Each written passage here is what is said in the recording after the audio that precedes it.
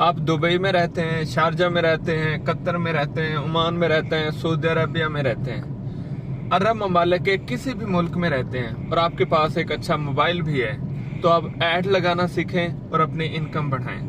Facebook ad लगाना सीखें, Instagram पे ऐड लगाना सीखें, गूगल पे ऐड लगाना सीखें, टिकटॉक पे ऐड लगाना सीखें और ये सारी एड्स आप मोबाइल पे सीखें।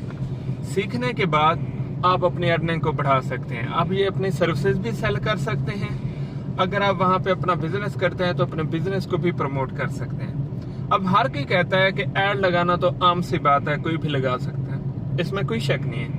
ऐड कोई भी लगा सकता है, प्रॉफिटेबल ऐड कोई नहीं लगा सकता। प्रॉफिटेबल मुनाफा बख्श जो ऐड होती है वो वही लगा सकता है जिसकी स्ट्रेटजी अच्छी होती है, जिसने अच्छा पढ़ा हुआ होता है। तुक्के वाला बंदा जो है वो बस सादा सी एक